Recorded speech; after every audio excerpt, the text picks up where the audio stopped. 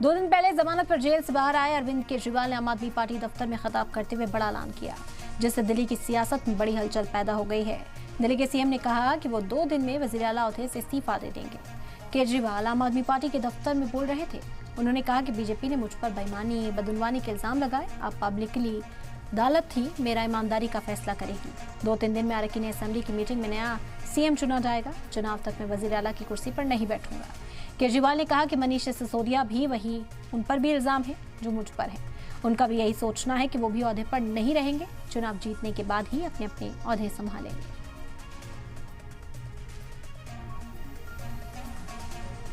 2 दिन के बाद, आज से 2 दिन के बाद मैं सीएम की कुर्सी से इस्तीफा देने जा रहा हूं।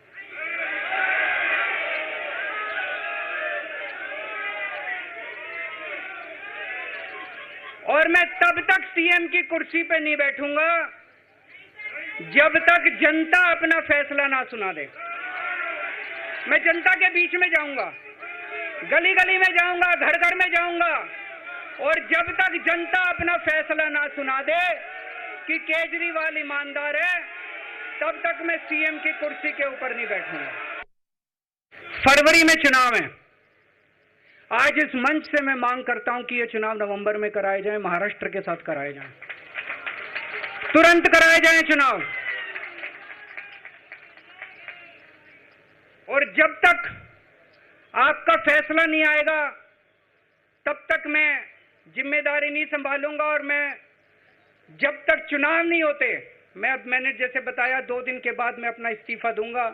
जब तक चुनाव नहीं होते तब तक मेरी जगह आम आदमी पार्टी से कोई और मुख्यमंत्री बनेगा। अगले 2-3 दिन के अंदर विधायक दल की मीटिंग होगी और विधायक दल की मीटिंग में अगले मुख्यमंत्री के नाम का तय किया जाएगा। मैं मनीष जी से बात कर रहा था। जो पीड़ा मेरे मन में है वो पीड़ा मनीष जी के मन में भी है। इनके लिए भी वही सब कहा गया जो मेरे लिए कहा गया है। मनीष जी का भी कहना है कि ये दिल्ली के उप मुख्यमंत्री और शिक्षा मंत्री और मंत्री का पद तभी संभालेंगे जब दिल्ली की जनता कहेगी कि मनीष सिसोदिया ईमानदार है।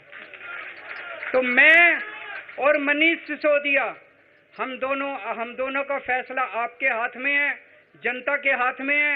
हम दोनों जनता की अदालत में जा रहे हैं, गली गली जाएंगे, जनता के बीच में जाएंगे और उनसे पूछेंगे। अगर जनता कहेगी ईमानदार है तो हम आके इसकी कुर्सी पे बैठेंगे। 2020 में आया था मैं। 2020 में मैंने कहा था, मैंने अगर काम किया हो तो मेरे को वोट देना और काम नहीं किया हो तो वोट मत देना। कहा था कि नहीं कहा था? आज मैं आपके बीच में आया हूं, मैं कह रहा हूं अगर मैं ईमानदार हूं तो वोट देना, अगर मैं बेईमान हूं तो वोट मत देना, बिल्कुल मत देना। मैंने जेल से एक ही पत्र लिखा था एलजी साहब को।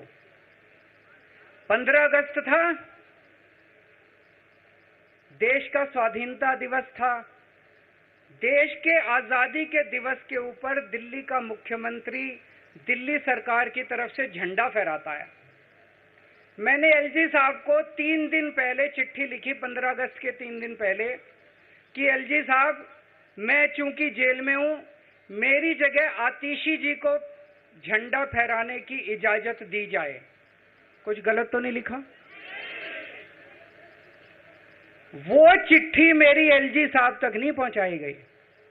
मुझे चिट्ठी वापस करी गई और मेरे को ये वार्निंग जारी की गई। ये वार्निंग भी लेके आया हूं, जिंदगी भर साथ रखूंगा ये मेरे को वार्निंग दी गई कि दूसरी बार अगर आपने एलजी साहब को चिट्ठी लिखने की हिम्मत करी तो आपके साथ जो फैमिली मुलाकात होती है हर हफ्ते, वो फैमिली मुलाकात बंद कर दी जाएगी।